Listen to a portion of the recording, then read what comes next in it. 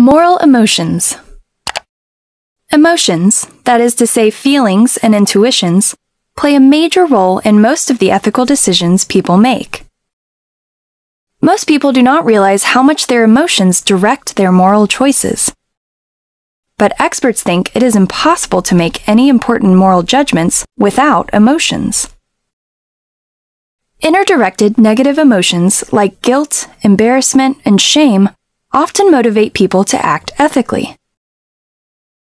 Outer-directed negative emotions, on the other hand, aim to discipline or punish. For example, people often direct anger, disgust, or contempt at those who have acted unethically. This discourages others from behaving the same way. Positive emotions like gratitude and admiration, which people may feel when they see another acting with compassion or kindness, can prompt people to help others. Emotions evoked by suffering, such as sympathy and empathy, often lead people to act ethically toward others. Indeed, empathy is the central moral emotion that most commonly motivates pro-social activity, such as altruism, cooperation, and generosity. So, while we may believe that our moral decisions are influenced most by our philosophy or religious values, in truth, our emotions play a significant role in our ethical decision-making. Presented to Mr. Jan Roven Liberio.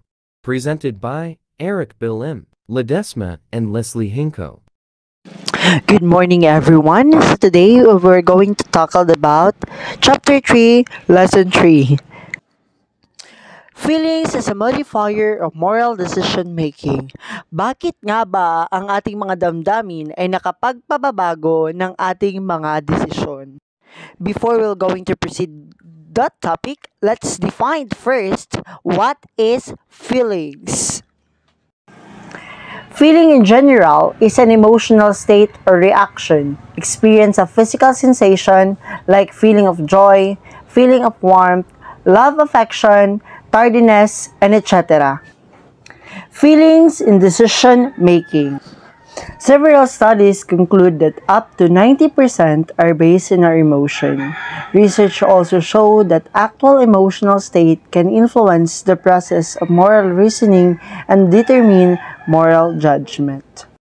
Through our actual emotional state, we can decide or influence the process of moral reasoning and determine judgment.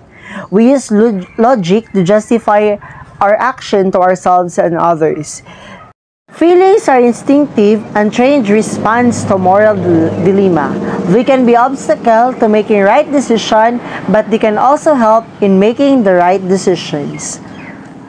Emotion seems to play a critical role in moral judgment. And also, feelings can lead us to wrong decision. Kasi may maraming tao, marami sa atin na pag magdidesisyon na, feelings talaga ang umiiral o ang ating bugso ng damdamin. Nagiging mali ito kapag ang ating desisyon ay hindi akma sa isang pangyayari. Feelings or emotions have positive effects on decision making. Here are the positive effects. Number 1, a totally emotional decision is very fast in comparison to a rational decision. This is reactive and can be useful when faced with immediate danger or decision of minimal significance. Through our actual emotional state, we can decide or influence the process and moral reasoning and determine judgment. No? In decision making, ang emotional state or emotional decision, tabang siya sa to in terms of danger or in critical situation.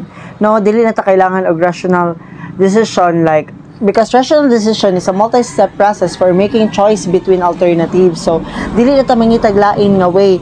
Example, nasunugan ta, lisod pud kay mangita pa tag laing way kung life ato ang kuan, di ba? Mangita gid tag ng maka-decide dayon ta nga manggawas na ta, bahala na tong gamit, bahala kay makapalit pamantaan na, di ba? Maka-decide na kita pina-abra. Emotions may provide a way for coding and compacting experience, enabling fast response selection. This may point to why experts gut-level decision have high accuracy rates. Kay nakaagi naman tayo. Example, Diba, sa mag-uyab, nasakitan ka at first kay nag-cheat siya. At the same time, nanguyab pa siya balik. Diba, makadecide ta ka, to our experience, kung makigbalik pa siya, lain po kayo na nga, nangilad na siya, tapos, yung mga pambalikan, diba? We can make right decision through our feelings, through our experience. Decisions that start with logic maybe need emotions to enable the final selection, particularly when confronted with near equal option. No? If the decision is a logic, it is difficult to us to choose what is the right decision, but with the help of our emotional, we can decide na mao din tama. Example, exam ta sa edukasyon sa pagpapakatao or values. Diba? One question, but ang choices pari-pariha na gud siya og thought. Among sa upat nga from A to D nga choices, among sa upat na jud tama, which is, di ba, usay malibog ta kung asa man jud tama ani. But with the help of our emotion or feeling nato, feel na ko letter B gyud tama ang answer ani kay basta mauna ni siya, mauna ko nabasahan, but feeling na nimo. That's why the positive of feelings sa modifier decide dayon ta or kuan dayon ta quick answers or quick decision nga mabuhat. Emotional decision making can also come with a number of negatives. Here are the negative effects. We make quick decision without knowing why and then create rational reasons to justify a poor emotional decision. Example, si Janiel naglakaw, nagbuhat ng projects, music video, ug iyang giatiman tanan niya school-related activities. But, dugay siya kauli, nabuntagan siya. Pag uli niya sa balay, tungod sa kasuko siyang mama, iyang mama nakabuhat og quick decision without knowing kung unsay panghitabo, unsay gibuhat ni Janiel. Mao to pag uli ni Janiel sa balay, gipalayas siya kay pagtuon sa iyang mama nga naglakaw-lakaw ra.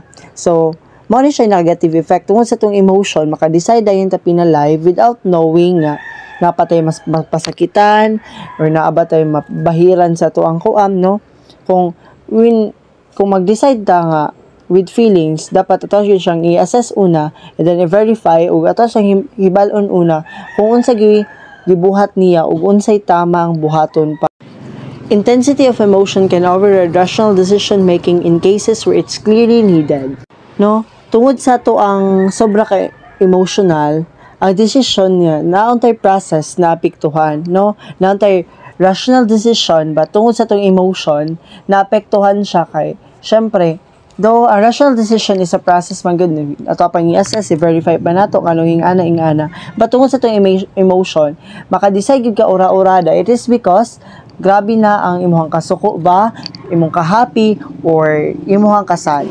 Di ba like sa korte, kung may mga maghusay, ang judge ana if ever masubraan na gani ang mga client, mo-decide gato next meeting na lang. It is because tungod sa emotion, na-override na nato bisag na due process para maging mahuman ang isa kabutang, but tungod sa itong mga emotion, magsapaw-sapaw na masamukan na ang judge. That's why mo-decide ang judge nga, okay, kuha na lang ni siya sa next hearing. Immediate and unrelated emotion can create mistakes by distorting and creating bias in judgment. In some cases, this can lead to unexpected and reckless action. Projected emotions can lead to errors because people are just too systematic inaccuracy about how they will feel in the future. No? Projected emotion can lead to errors. Tama. Kita mga Pinoy, mga assuming kay ta, feel na to nga tama na, feel na to nga makalampos ta, but wala tayo ginabuhat. Example, kung manguyab ta, feel ni mo nga, crush mo siya, but feel ni mo nga, siya po naka-crush mo hala, may mutual feelings, but and then, wala di ay. So, masakitan na ka at the end. So, let's think wisely sa to ang mga emotion. Let's decide wisely kung unsay tama buhaton o kung unsay tarong buhaton nga makapa-improve sa atuwa. So in short, sa toang decision making, sa feelings, we need to assess, we need to verify sa mga butang kailangan i-verify. Dili lang kay ta mag-decision nga ura-urada, kay sometimes it leads to mistakes, sometimes natay maapakan, sometimes maka-hurt tag feeling. So kung mag-decide ta, dili gyud nato ipagtigbabaw to emotional. Dapat ato ang ipagtigbabaw ang rational decision, which is the due process sa isa ka decision. According to some linguistic philosopher called emotivist, the statement "stealing is wrong" is not a statement of fact. It is an expression of a desired emotion. The rule of maxim "stealing is wrong" means I desire that you do not steal. An emotional statement is not verifiable like factual statement.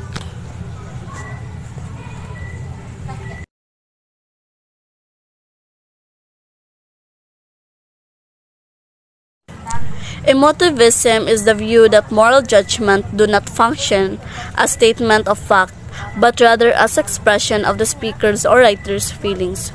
Emotivism was expanded by A.J. Ayer in Language, Truth, and Logic in 1936 and developed by Charles Stevenson in Ethics and Language in 1945. The emotivist thus goes further by saying that ethical statements, being emotional expression, are not verifiable. Emotional expression are no assertions of what is true or not false. They are like expression of taste. It may be said that an analogy between legal and moral statement may be to show that moral statements may be treated like a factual statement.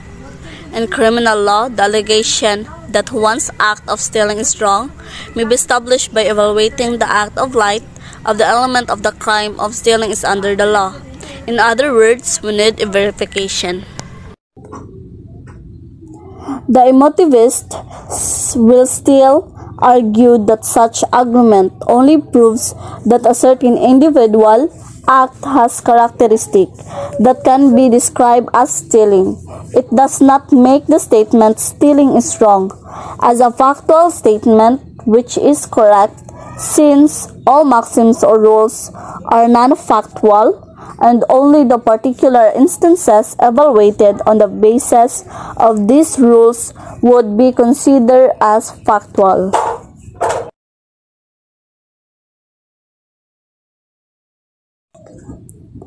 According to Aristotle, anyone can get angry, but that is easy. But to do this to the right person, to the right extent, at the right time, with the right motive, and in the right way, that is not for everyone, nor is it easy. In other words, your anger should not be displaced. The moral person manages his or her feelings well.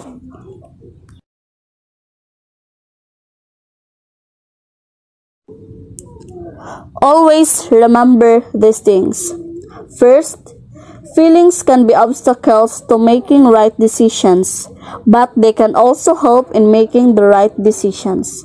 Second, feelings can help persons in making the right decisions if they are not reasonably managed. Third, acting on one's convictions imply involvement of both reason and feeling. Fourth, one teaches effectively when he or she touches the heart. This is the main feature of value education that works. And the last one is to be an ethical person. One must manage his or her feelings well.